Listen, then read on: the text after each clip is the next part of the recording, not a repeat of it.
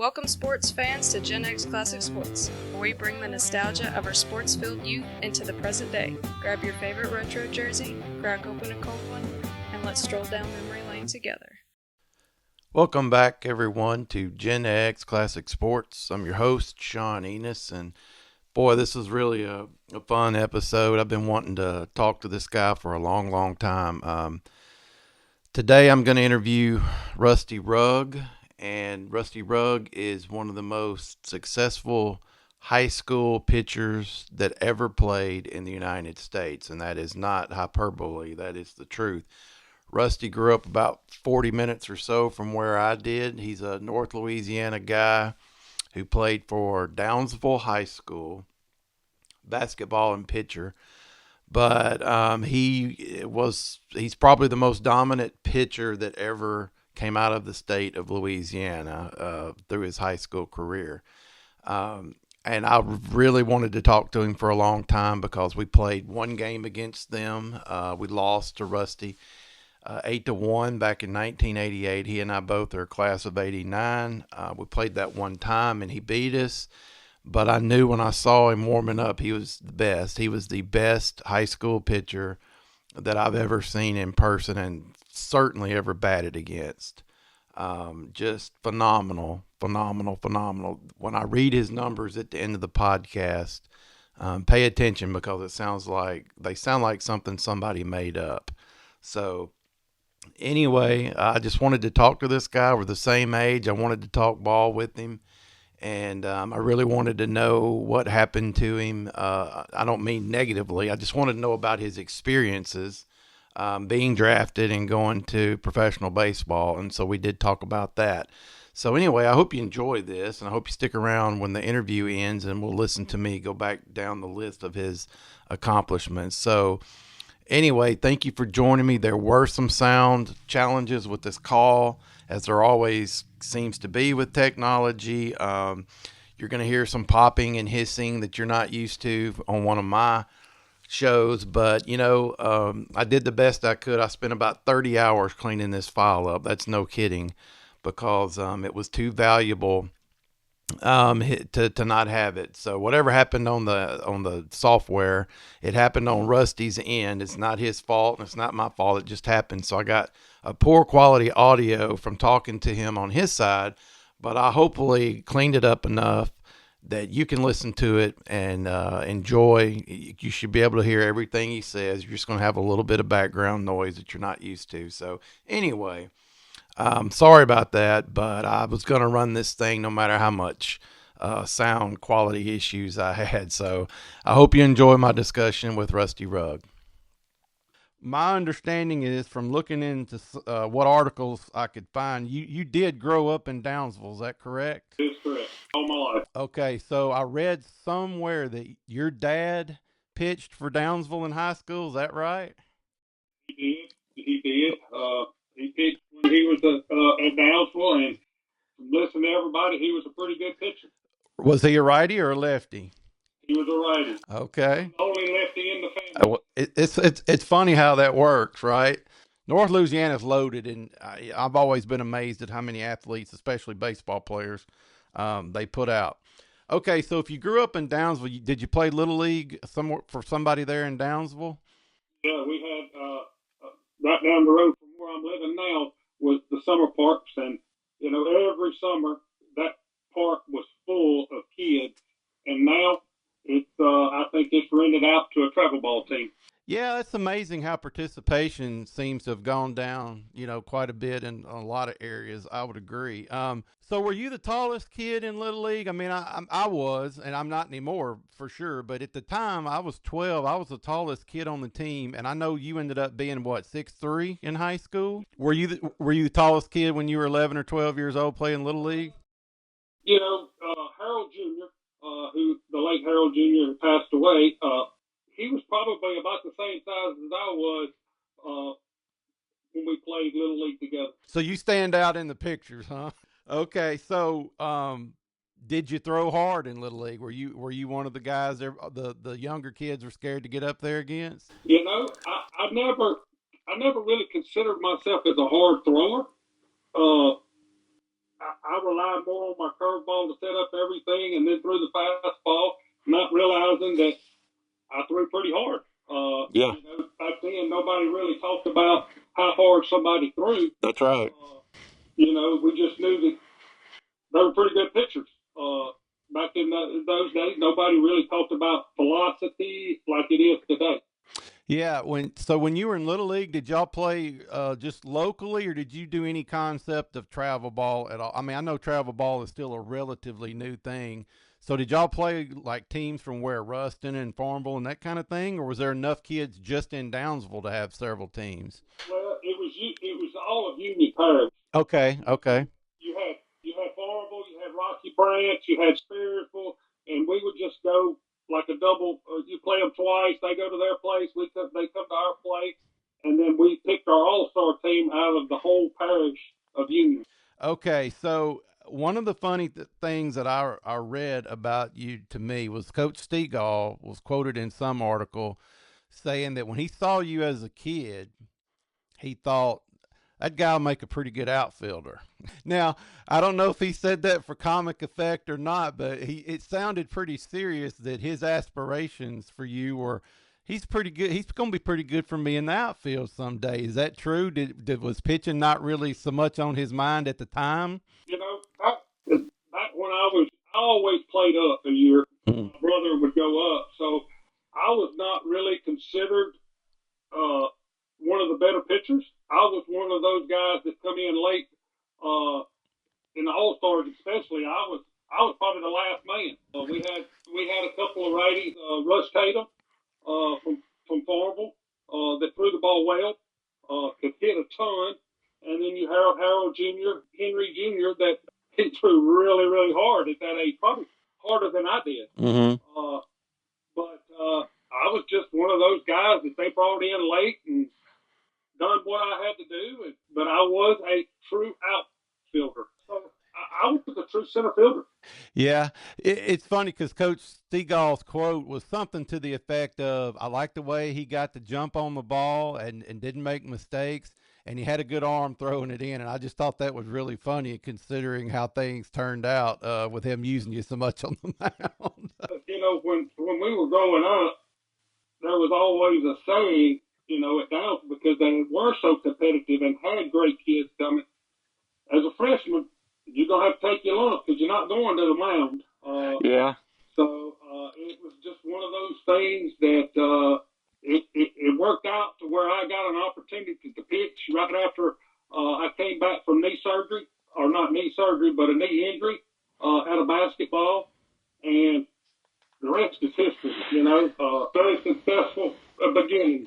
Yeah, I read about that, and that was my next comment, was that it looks like in the 9th grade, was it, they brought you in and you threw a no-hitter in your first game, right? Yes, sir. And then in the second game, you threw a no-hitter, correct? That is correct. And then in the third game, you threw a one-hitter, and that's how you started your high school career. Yeah, and like you say, the rest is history. Well, Coach Stegall made the right call bringing you onto the – now, when you didn't pitch – by the way, I found an article where one of the years – I don't know if you were which one of your 4 years it was, but y'all had a guy named was it Stan Wilson? Stan Wilson went 22-0 for y'all in a career, and so you clearly had to play something other than pitching sometimes. So if you didn't pitch, where did you play? I ended up playing a lot of first base. Okay. Stan would swap out every now and then. Early, I played outfield in one of the state tournaments. And I don't even remember who was playing first base. I got put in the outfield in one of the state tournaments. I threw, I think, the first 5 innings or something like that. And then he took me out to rest for the next day and got to go play center field. Turned the double play, guy hit it in the gap, run it down, and threw the guy out at first base. And that was just one of my passions, was playing outfield. That's really interesting, and you know, it was a surprise to me to read that Stan had that kind of a career.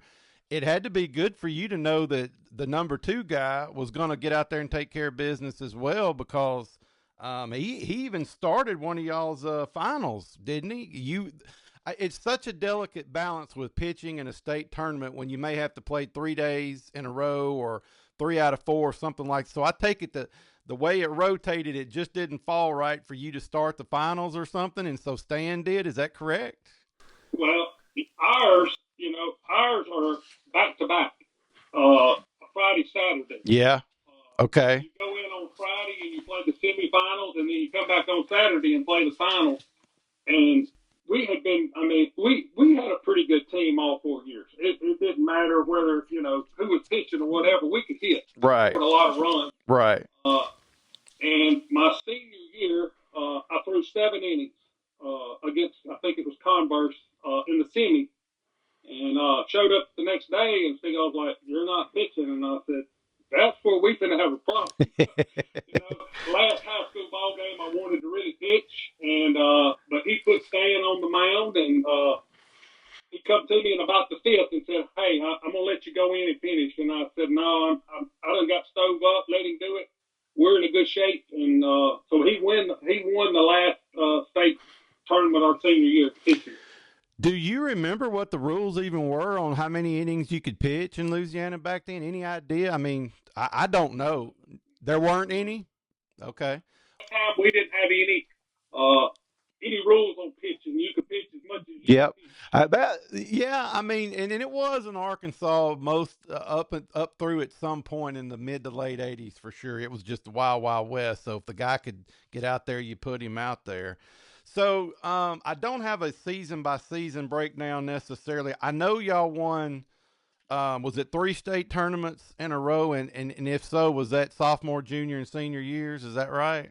Yeah, that is right. So what happened your freshman year? Did y'all get to state and get beat out a little earlier? Did you even get to state? I didn't see a breakdown on that. You didn't get to state? No, I got beat. We got beat in the quarterfinals by Converse, who had a left-handed guy that threw the ball very, very well. They beat us 3-2 in 13 innings. Oh wow! And I pitched all 13 innings. Wow! I believe it. Okay, so in fact, I know I saw headlines that said 3 straight, so I assumed that was correct, and it would be sophomore, junior, senior. Okay, that makes sense. So y'all won it for the first time when you were a sophomore. I believe, unless I got it wrong, you only lost 1 game that sophomore year. Is that right? And then 1 as a junior. 2. We went undefeated my sophomore year. I'm trying to think. I lost my freshman year. My junior year, I lost to I think Farmerville. Okay. And then I think my senior year, Ash. We played Ash in a tournament down there at Bringhurst. They put on a tournament and they said, "Y'all play whoever you want to play." So we picked the biggest school there was to play. Okay. Well, I just couldn't figure out for sure which years, because you only lost, what was it, 3 total? Yes, sir. Okay. I was trying to figure out how those scattered across 4 years. I got you. Sophomore year, undefeated, your first state title, and then comes your junior year. Now, I'm just going to tell you what my memory of you playing us our junior year was. And I do know that we were excited about it because, and I hope I have this right, but was your junior year the year you were on ESPN? Yes, I think it was 88. Yeah, I read the story about that somewhere, and it said that they sent the camera crew to Downsville, and it rained to beat the band that day, and y'all didn't get to play, and so they left, right? We shut school down that day. Yeah. Everybody went to the field, and we took all the dirt off, went to a barn, brought all the dirt in, vacuumed all the water off the field, and right before about noonish, they called and said they were stuck in Atlanta. Oh. The flight couldn't get out, so they couldn't even make it. Okay, that's what it was. And then you pitched a perfect game that night that afternoon when y'all played, right? No, I threw a no-hitter. When they showed up and came, I threw my first perfect game at school. Okay, so they finally. Okay, all right, I got you. I read that right. I just said it wrong. That's crazy. Okay, and so here's how that has anything to do with us. I saw either an article or the actual thing on ESPN. I'm not sure, but I do know I'm very sure about this. Did they hand out ESPN undershirts for the whole team as a result of all that? They gave me the banner they used, and then they give us shirts. Okay.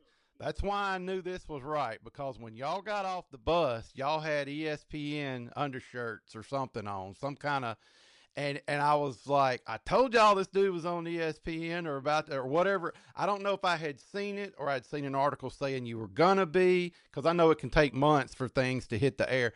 But when y'all stepped off and a few guys were still flashing that ESPN, I'm like, I told you, I knew that was coming. Safe to say the night that y'all played us, we had a big crowd. We had people from Smackover and El Dorado drive down 20, 30 minutes to watch it.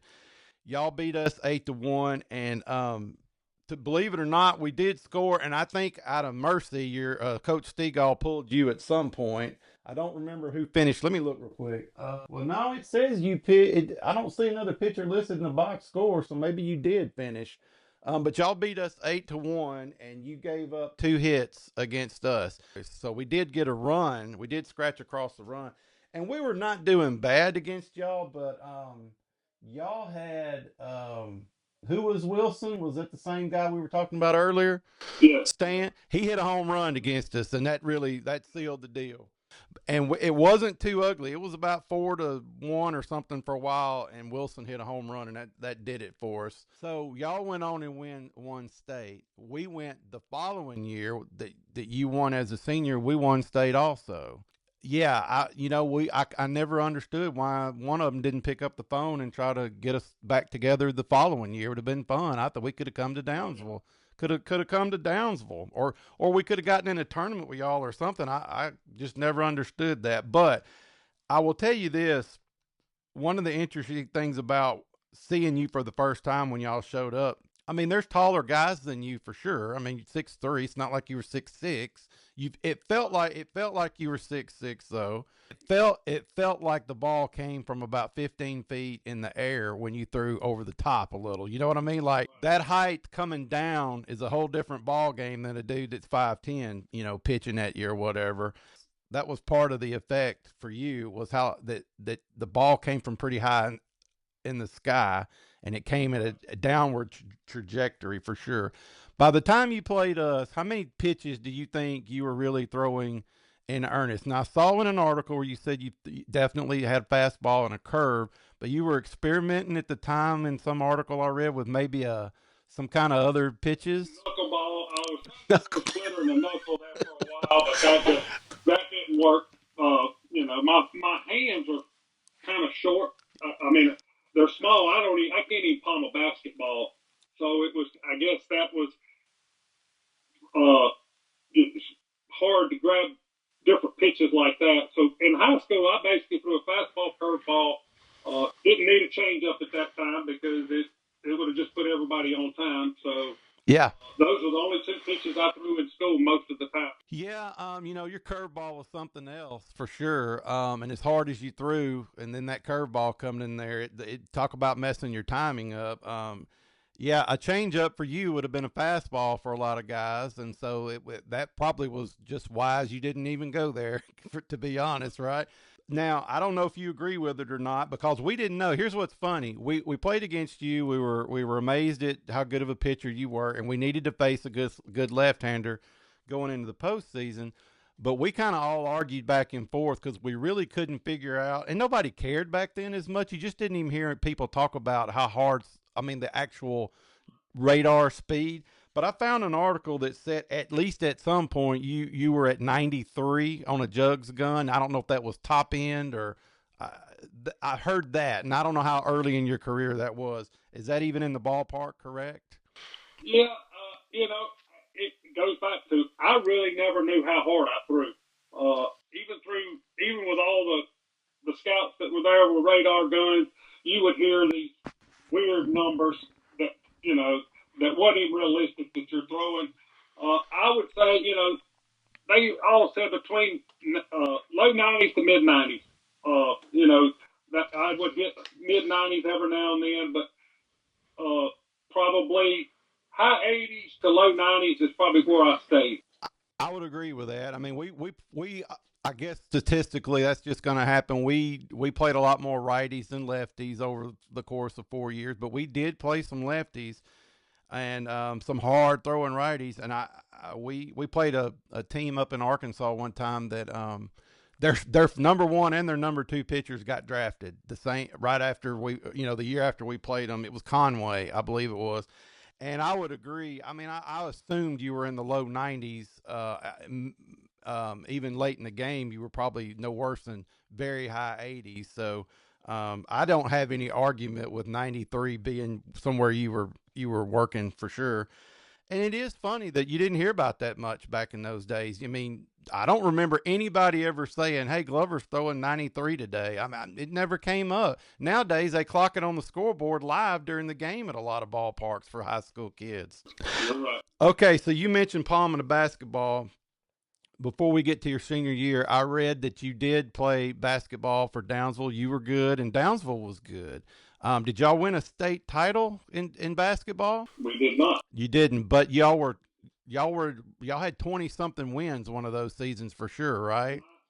My senior year, I think we ended up like 22-2. Okay, yeah, that's what I saw, and I wondered if that. I guess I didn't notice if that was a state title tacked onto that, but y'all were good. I mean, that's a good basketball team. We played talking about Spearville. We played in the Spearville tournament, and they put us against Bernice back when Bernice was really good and really tall.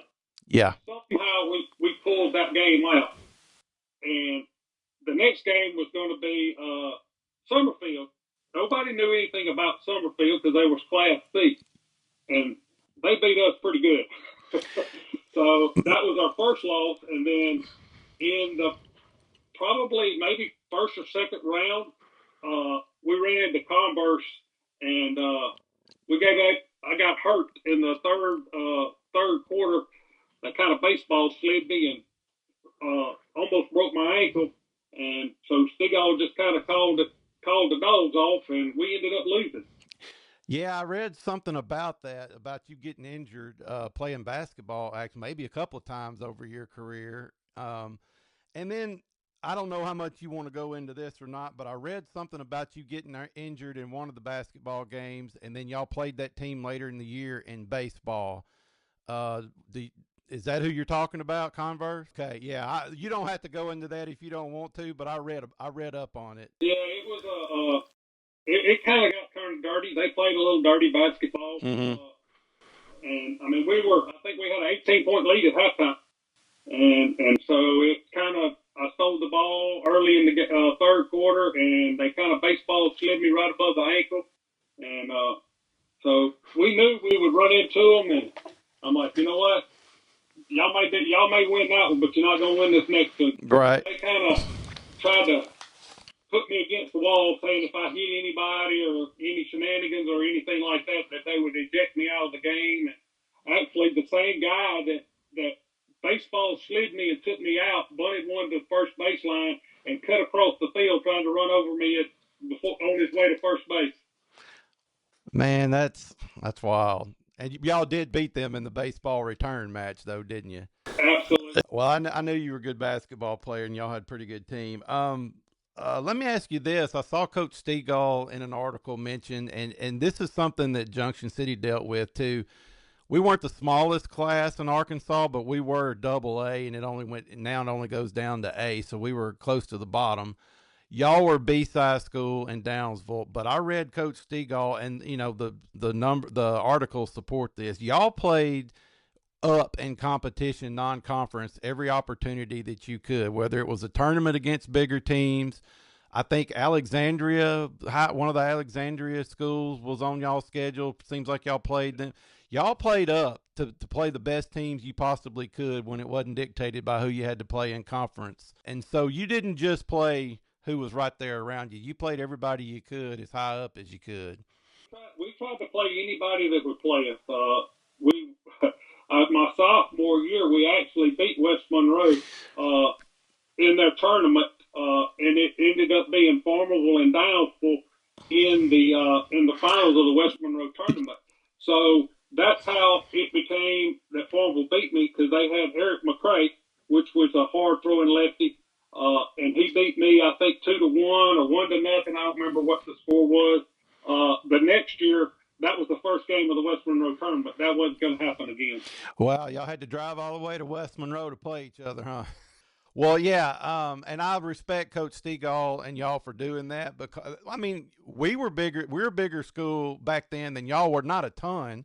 We're one red light town, so we played up non-conference, got into tournaments against bigger schools. We didn't always beat them, but we did beat some of them. We definitely beat some of them. I think that tells you more about who you are as a team when you get to do that. I know when y'all got off the bus, y'all weren't scared of us. There's no chance y'all were scared of us. I mean, we weren't scared of y'all, but y'all weren't scared of us. We both had been doing the same things. And that's why it just didn't make any sense why we didn't get to play. Man, we'd have had 2,000 people there if we could have played y'all the next year because we were both really good. We won, like I said, we both won state. And, man, I really wish we could have done that again. That would have been fun. Okay, so tell me this. So you go into your senior year, and I'm assuming the recruiting stuff is getting to be crazy. I read an article where you were hoping to visit Wichita State at some point. I know they had a fantastic baseball program back in the day, and Louisiana Tech was on your list. The local teams you would expect, Louisiana Tech, and back then NLU, now ULM. Can you talk about a little bit about maybe even starting in your junior year, just how kind of insane the media and the scouting and all that for college kind of got for you? I mean, it had to be crazy. It wasn't necessarily the college as much as it was the pro scouts around. Mm-hmm. Basically, Patterson from Louisiana Tech called me and he said, "Look, I'm not wasting my time. You've got a spot if you want to come here. You do what you got to do. Just know that you've got a spot if you want to come here." Louis the same way at ULM or NLU back in the day. I talked to him a little bit, and he's like, you got a spot. We're not gonna bother you. I know you got a lot of pressure on you. I went to, I guess I'm trying to think of what it was called back in the day, Southeastern and Lafayette. Yeah. They wasn't ULL and they wasn't Southeastern back then. It was something else. Yeah, I forgot too. I went on a recruiting trip down there, and I went to LSU. It's pretty much the only recruiting trips I took because they asked us to come down. I just, most of them didn't pressure me as far as want me to sign. LSU just said, "Here's a letter of intent. I need you to sign it," and I wouldn't do anything until after the draft anyway. But yeah, I got letters from Wichita, and they wanted me to come up, and that was such a long trip, and it's in the middle of baseball season, and yeah, it was just hard for me to get away to do something like that. Yeah, I may be reading in between the lines here, and so correct me if I'm wrong, but it kind of looked like you were letting your dad and Coach Stegall handle a lot of the thought process and helping you with some of the directions so you could focus on baseball. But the way I read some of it was it looked like y'all at least maybe, and I've been around other kids that have gone through some of this, it sounds like maybe you knew enough to know that there was a chance you'd get drafted high enough you wasn't going to go to college anyhow. Is that a correct assumption? The first 5 rounds. That's what I was told. We don't know, you know well as I do. You don't never know where everybody falls because you don't know who the person in front of you is going to take. But we knew it would probably be in the first 5. If it would have now with the money, first 5 is great. Yeah. Then it wasn't that first 5 was. I mean, you had to be in the first 2 to get anything decent. But didn't really know. In Milwaukee, to be honest, we didn't even know they were on the radar. Yep. Nobody had ever talked to us from Milwaukee. I knew they'd been there, but most of my was the Pittsburgh Pirates and the Braves and the Rangers were. That I went to so many of those camps that they had, and actually went to the Ranger Stadium and threw off the mound at the Ranger Stadium on a trip up there for them on a camp that they had. You're not the first person that got drafted that's told me that. In fact, it seems pretty common that guys get a lot of attention from 2, 3, 4 teams, and they're not even the team that drafts them. It's somebody you completely don't expect. I know that's happened multiple times. Just such an odd thing to spend a lot of time talking to scouts from certain teams, and then out of left field, this other team swoops in and drafts guys. But that seems to be a pretty common thing that happens, actually, from what I've been told.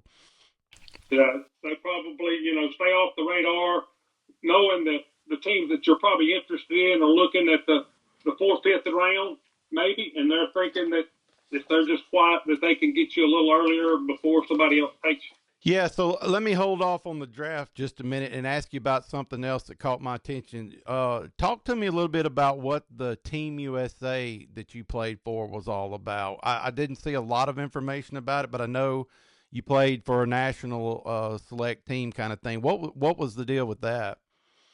We went. They had a tournament, which is north, south, east, and west, and it was in South Dakota.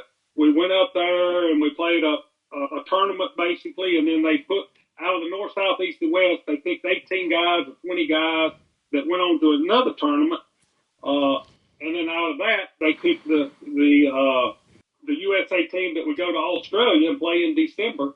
So I actually didn't make the original team. I do. The only lefty they got broke his arm, so I got the phone call probably middle of November that I was going to go to Australia and play. We were in the Mountain basketball season, and that was our home. That was going to be right in the middle of our home tournament, and I did not want to leave. But I ended up going, and we had a really good time, and ended up winning the gold medal that year. Man, that's fantastic. I'm assuming it would be hard to pull yourself away from basketball and fly around the world like that. But I did not catch that y'all won a gold medal at it. So did you get a lot of work in that? I threw I think I threw like 5 innings. I had a no-hitter going, and they pulled me and said they were saving me for the gold medal game against, I think it was Cuba. But we had a guy on the mound, Tyler Green, which pitched in the big league, and he was throwing the gold medal game, and he was a really good guy. Do you remember were there any other guys on the team that made in the major leagues that you can recall by any chance? Ryan Klesko was on that team. Greg Blosser was on that team. Reed Cornelius was on that team. Charles Johnson, who was the catcher for the Florida Marlins. He was on that team. Mike Matheny was on that team. So, I had to play with a lot of talent. They were pretty loaded, sounds like. So, how special was it to finish your high school career with a state title and get those 3 in a row? I mean, that's pretty spectacular at any sport at any level. I mean, that's something else. It was. It was really good, and that I have to say, the first one was really great because it'd been so long since they had won a state championship at Downsville. But most of us that senior year, we had only lost probably 4 or 5 guys that graduated because we were loaded with freshmen that first year that we started. So we all played together all our lives all the way through. So.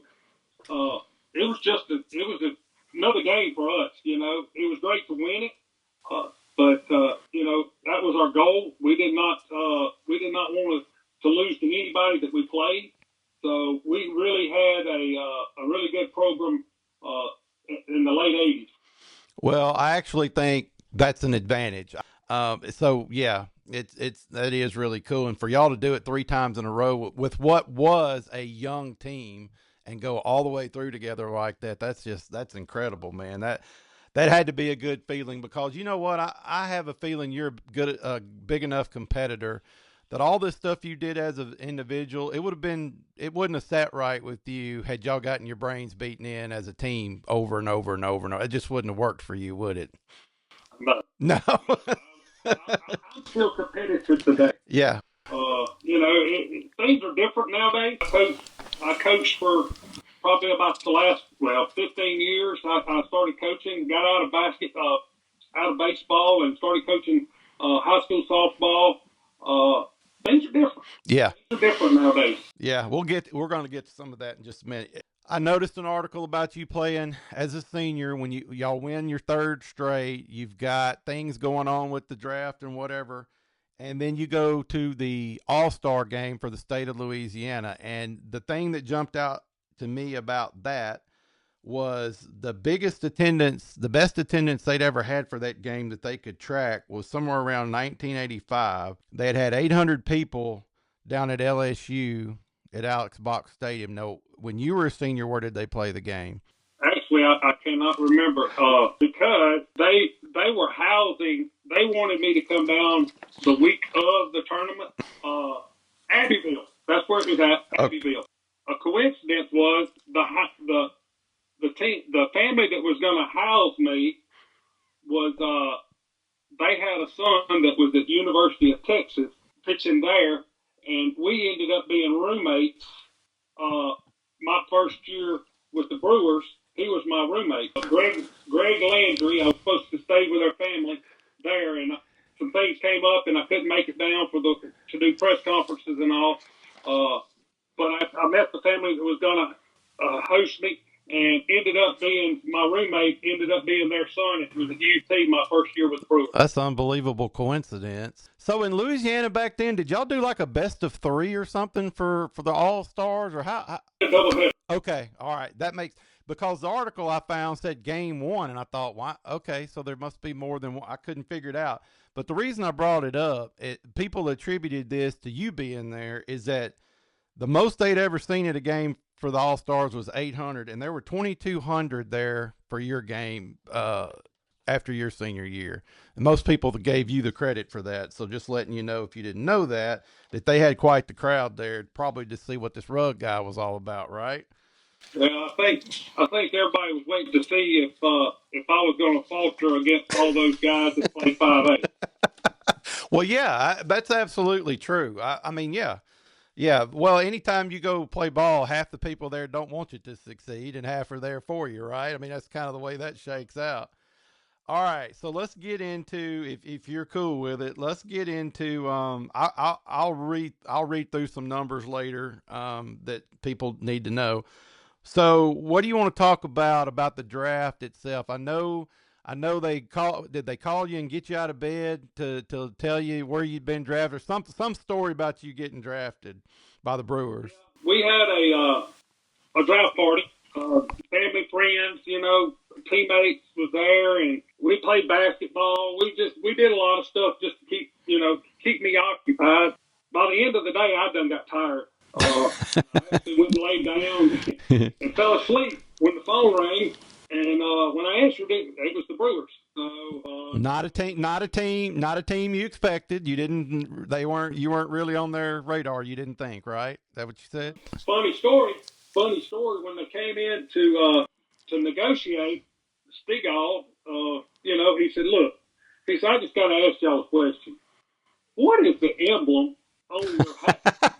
Yeah, that old turn down glove thing or whatever it was. Yeah. Well, it's an M and a B. Okay, well, there you go. Solves it. The M and the thumb is the B. Okay, all right. Stigall asked that question, and he just laughed at us, and he's like, "You really don't know what that is?" That's a pretty good question. So they call you, tell you, from what I found, you were picked, where is it? In the second round? Yeah, second round, 43rd pick, 4th pick, somewhere around there. Overall, yeah. So take us through that a little bit. Like, how fast was it from the time you get that phone call till you're on an airplane somewhere? It's pretty quick, isn't it? It was really quick. They came in a couple of days later, started negotiating the contract back and forth. And Stigall had some contacts that he was back and forth with, and trying to figure out what was going to be my number to kind of make the decision on. And so we ended up coming up with a number, and as soon as I signed the papers and they packed up, they looked at me and said, "You'll be on the plane in the next couple of days." And I'm like, "I can't be on the plane in the next couple of days. I got too much going." They're like, "Nope, go." So within about 3 days, I was on an airplane out to Arizona. Arizona for now, what would that have been? Just rookie ball? Is that what they would have called that? Or they kind of do a mini spring, bring everybody in the draft picks come in, and they just kind of go through and do some evaluations, and then they divide up, which is everybody. They send some of them to Double A to fill teams there. And then they have, back then we had an instructional league that stayed in Arizona for some guys that needed some extra work or they wanted to change some things or whatever. And then they had a long A that went up to Montana. Yeah, and you ended up in Montana, right? Yes, sir, I did. So talk to me a little bit about the adjustment. First of all, you're from Downsville, Louisiana, and I'm not saying you never have gone anywhere, but suddenly, honest to God, I didn't know Montana had farm baseball up there, dude. I thought that was mostly Arizona. I thought the teams, even though they're scattered all over the country, obviously, I just had never associated Montana, that part of the country, with minor league baseball.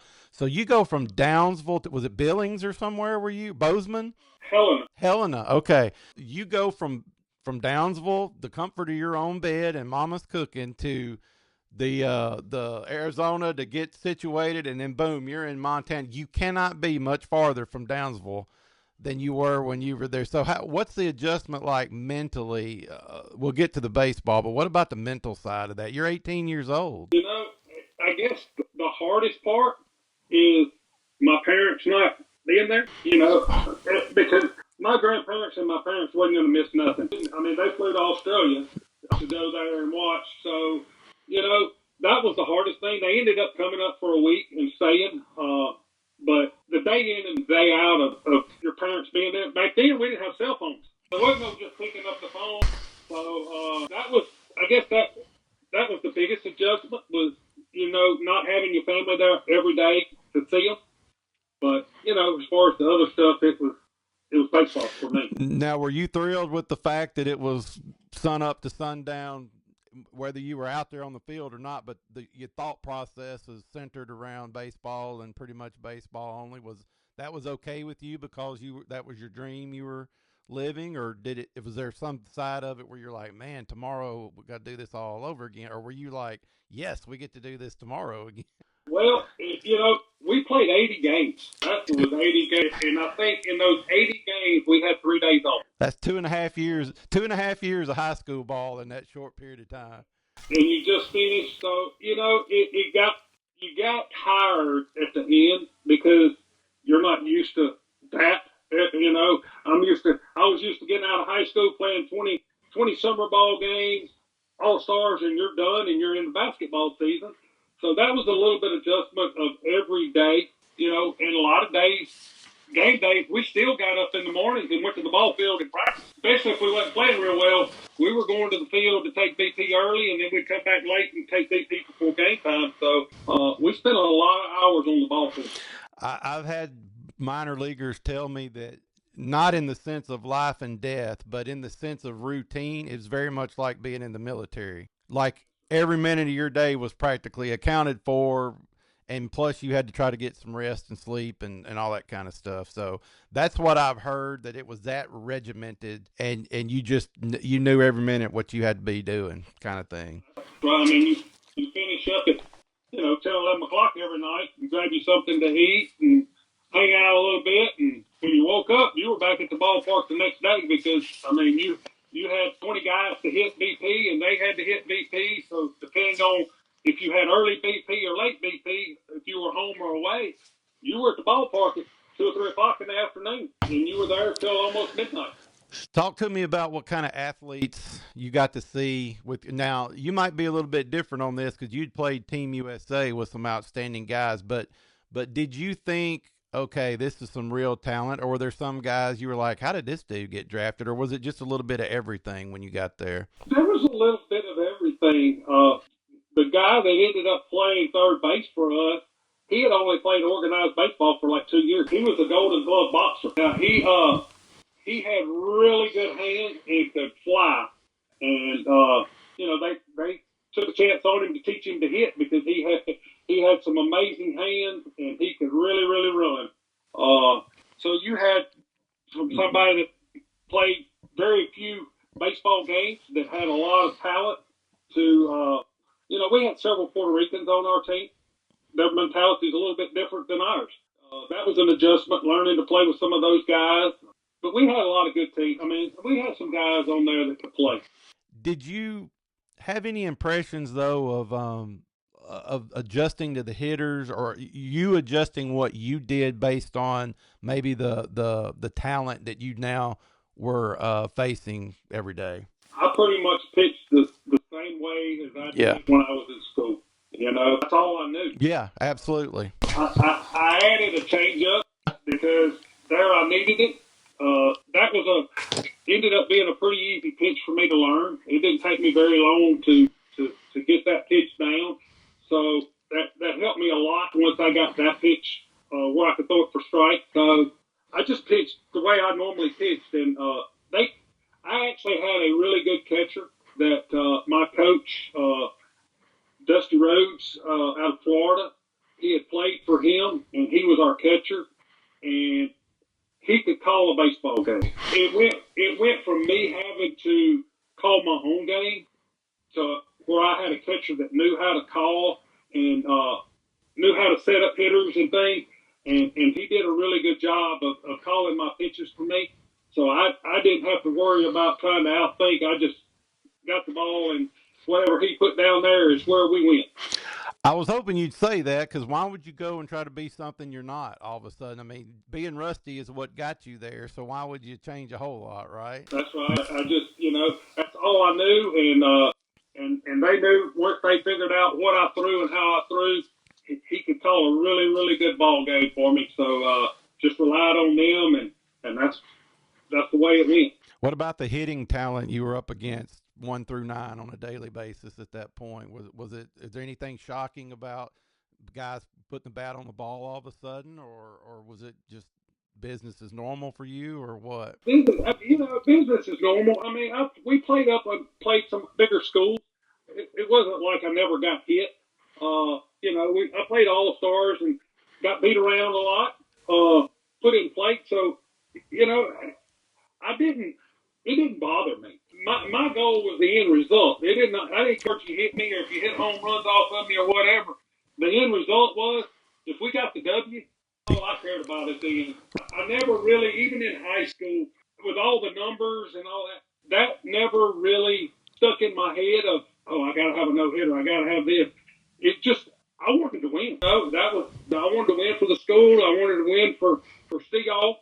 So numbers wasn't a big deal, and most of the time, I never knew if I was throwing a no-hitter or what, because I was tuned into the game, and the end result was to get a win, and that's what we wanted to do. Well, and if I'm your teammate, I'm not telling you you're working on a no-no anyway through 4 or 5, because baseball, we're the most superstitious dudes on the planet, and if a guy goes out of his way to tell you you're working on one, you need to get him out of the dugout, right? Okay, let me ask you this. What about the physical side of it when you got to up there playing that many games? How was it on your body and your arm and everything? Did, just any thoughts there on the differences with that?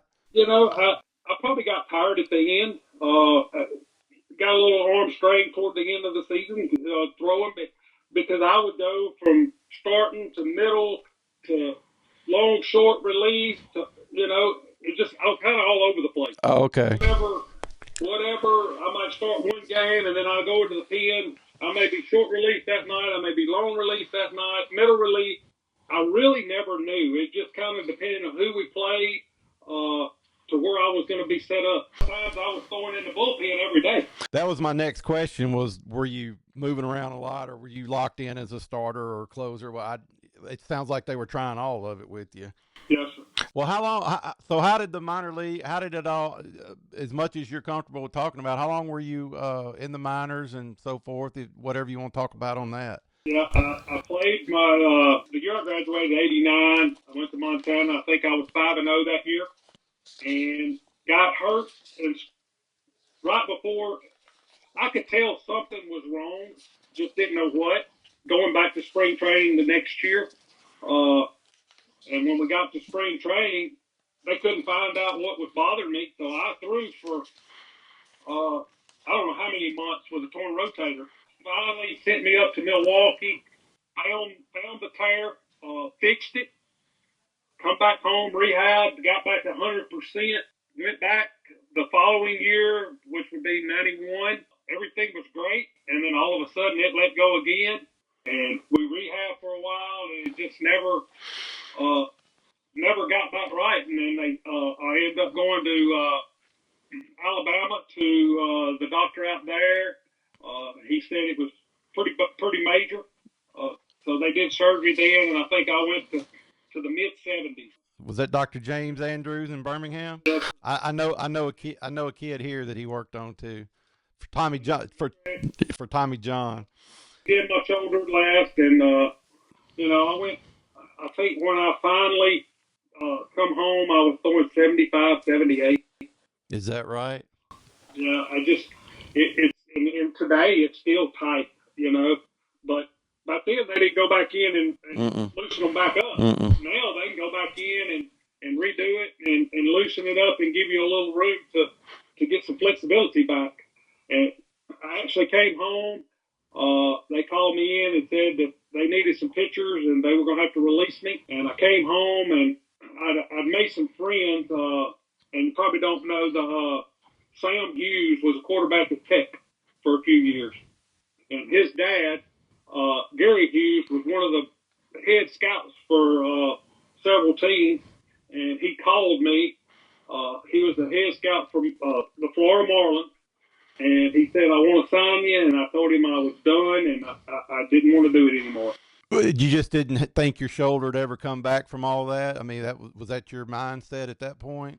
I spent probably almost a year rehabbing, and I got to 78. At that point, I just did not see, after being hurt that long, I had kind of mentally give up.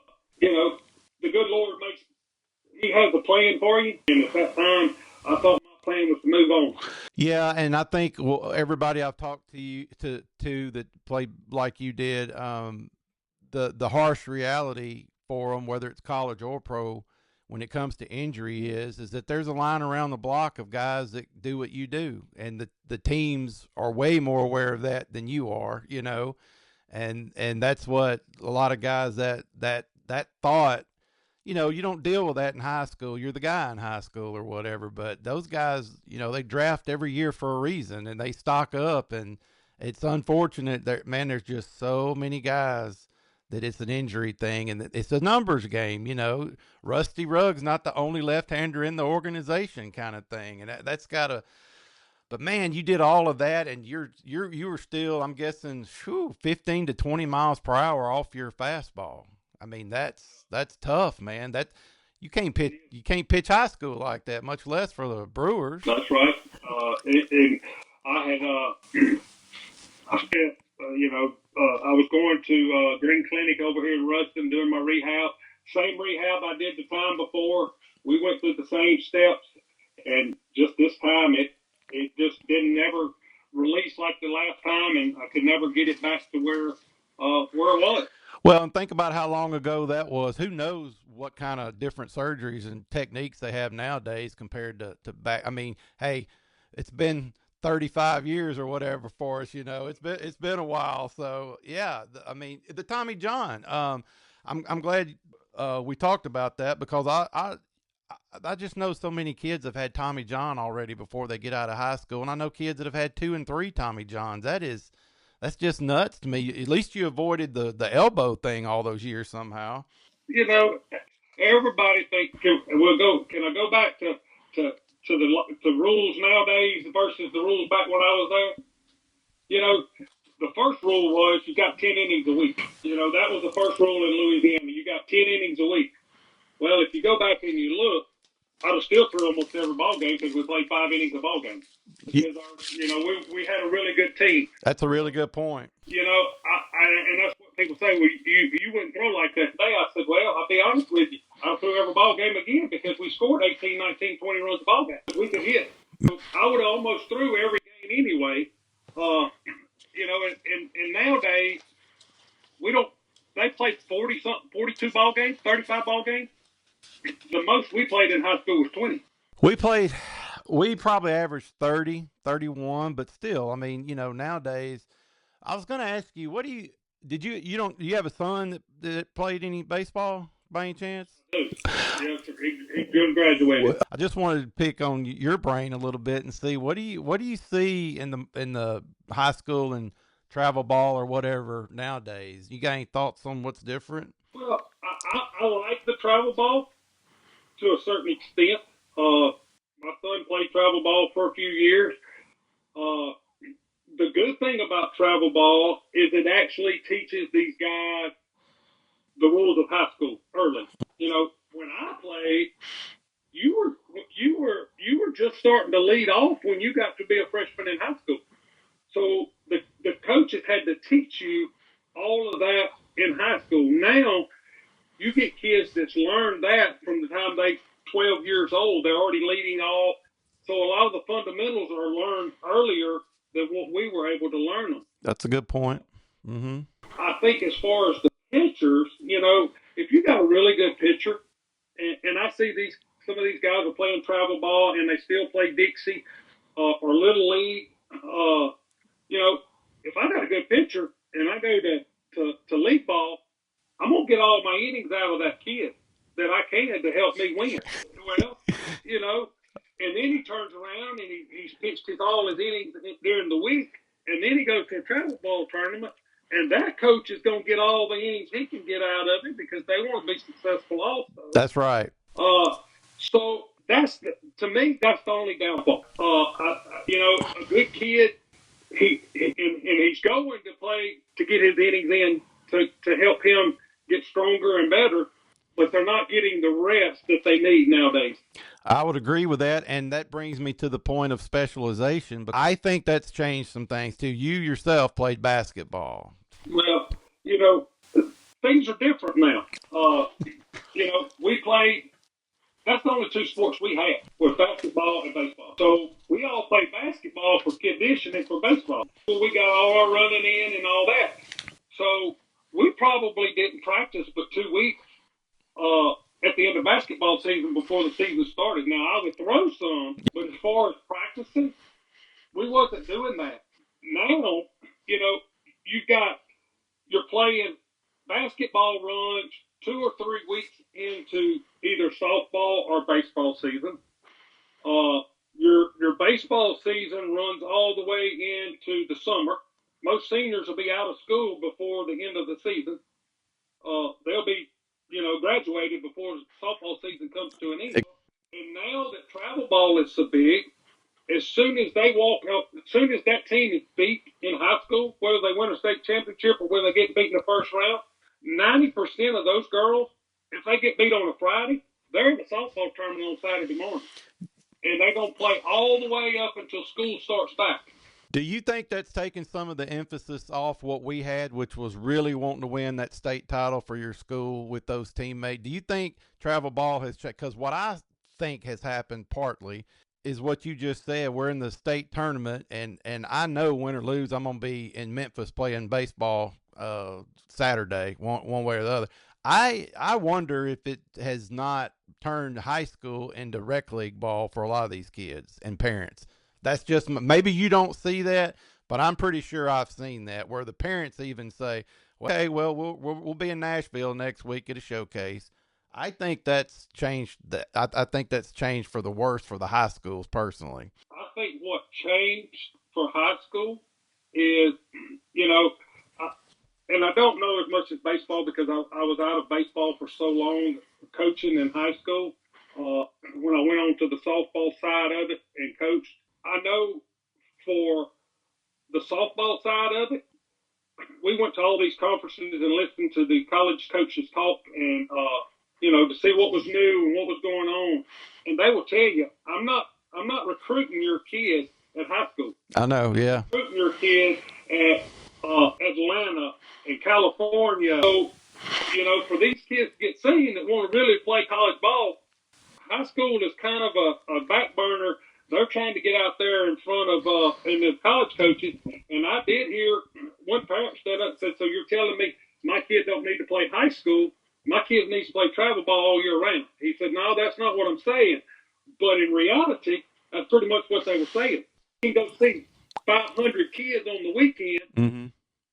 We can't spend that day of it. You know, we're only allowed so many days We can't spend that day looking at one kid. Yeah, and I think human nature is, though, that if that's the deal, the kids know it, the parents know it. So how would high school sports not take a back seat to that? That's just human nature. That, to me, it's flipped.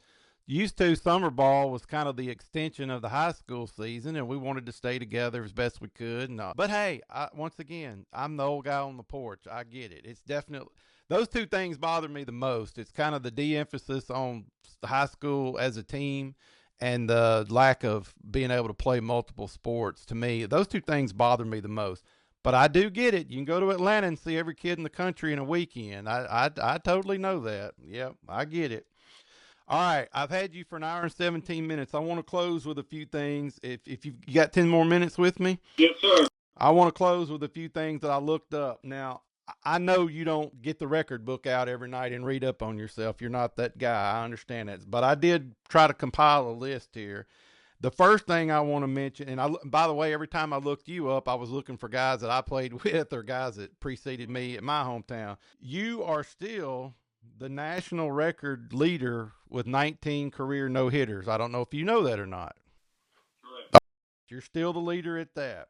A guy from my hometown is on that list with you, and his name is Kelly Owens. He graduated in 82. He has 10 all time. So we have 29 career no-hitters in a 40-minute distance between each other, North Louisiana, South Arkansas. That's pretty cool, right? That's right.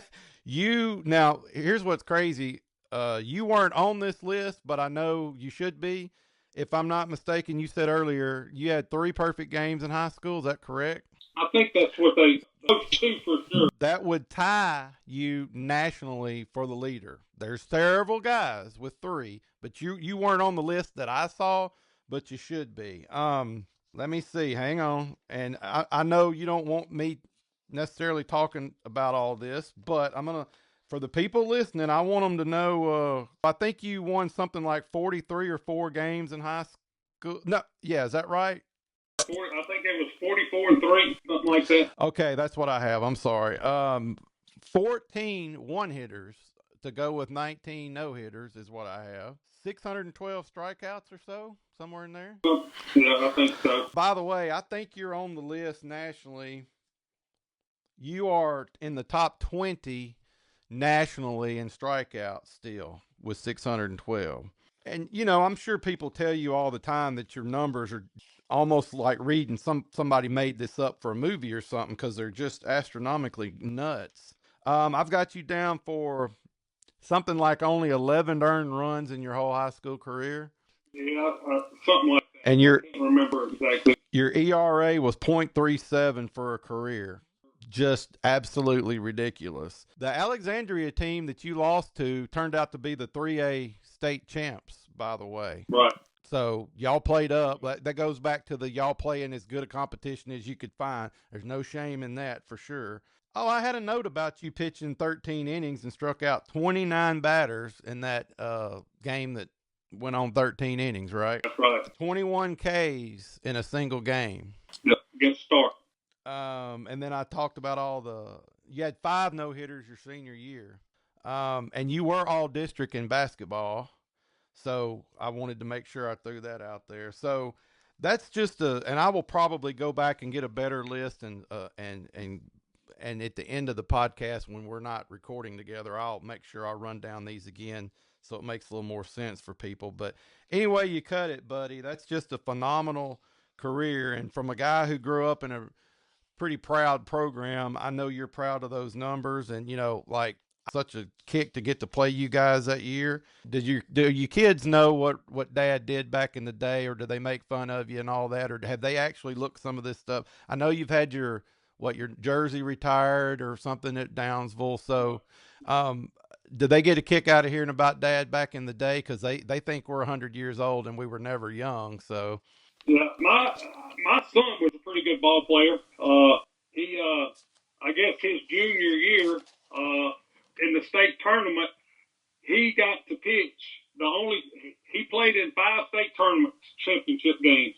He played 7th, 8th, 9th, 10th, 11th, and 12th in the state championship game. He only won it his junior year, and he Where did he go to high school? Clayton Christian. Man, that had to be an odd experience around your house, man. It was a win-win for me. So he's baseball minded. I mean, that was his passion. But he was a righty, not a lefty.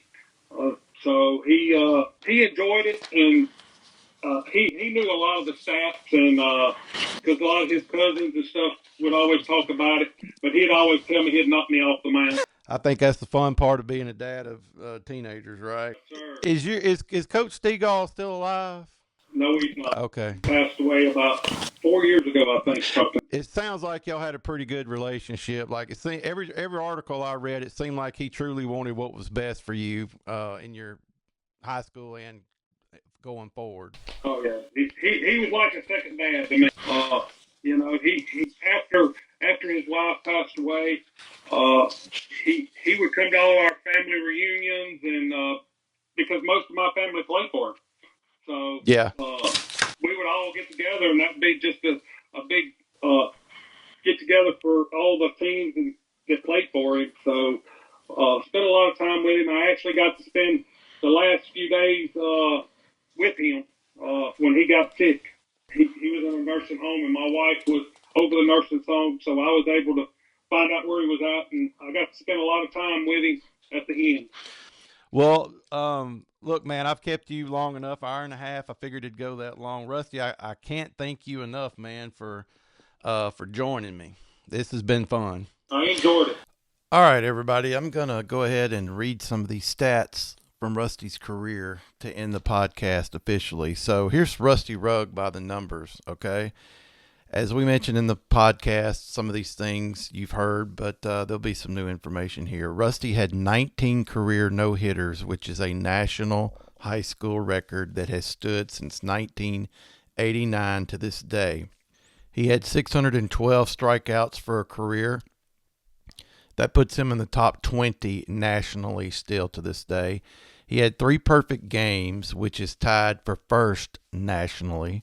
He and his teammates won at Downsville High School, won 3 straight state titles in 1987, 1988, and 1989. And at one point in his career, I found an article where he was so good that newspapers were tracking how many balls were actually hit into fair play against him during games. His senior season, going into the state tournament, his team had outscored the other schools in their division in Louisiana 203 runs to only 4 runs allowed for the season against schools their exact size. Rusty had a career record on the hill of 45-3 across his 4 seasons. In addition to the 19 no-hitters, he also had 14 one-hitters in his career. Downsville as a team was 74-6 during his career. He averaged 13 strikeouts per game for a career. His final 3 seasons for Downsville on the hill, he was 14-0, 13-1, and 12-1. His senior year, he allowed 10 total hits for the season, 3 earned runs, and he struck out 156 batters. His career ERA is .37, and that is top 20 nationally, which is a scary thought that there's 19 ERAs better than that for a high school career. As we said in the podcast, he was drafted 45th overall by the Brewers, the Milwaukee Brewers, in 1989, and that was after he was named, or later that summer, he was named the 1989 Gatorade Player of the Year in baseball for the state of Louisiana. And as we said somewhere in the podcast as well, his jersey has been retired from Downsville High School forever. And, you know, despite his year plus rehab from shoulder injury, he was 5 wins and 1 loss in his minor league career with a pretty good, solid 3-point-something ERA at Helena there.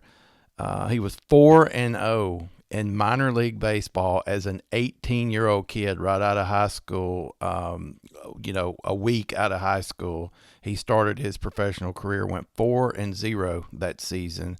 And when he came back 2 seasons later, after extensive shoulder surgery and rehab, he was 1-1 before injuring the shoulder and calling it a career, but 5-1 in the minor leagues for a career. So that's just a few of the ridiculous numbers that Rusty put on paper in his wonderful and outstanding career there at Downsville High School. So that's been the podcast that I wanted to do about Rusty Rugg, the best high school pitcher that I've ever seen. And so I appreciate you joining me, and I hope you enjoyed that. I know it's longer than the things we usually do, but I like these interviews, because they give us a good solid hour of information usually. So I appreciate you hanging with us this long. And this is Sean Enos at GenX Classic Sports, and I'll be back in a week with another, probably the most personal story I've ever told on here about high school baseball. So we'll see you in a week. Thank you for joining us on GenX Classic Sports, where nostalgia meets the thrill of the game. Tune in next time for more insightful discussions and memorable moments, brought to you by Pine Street Productions. Until then, stay passionate about sports and keep the memories alive.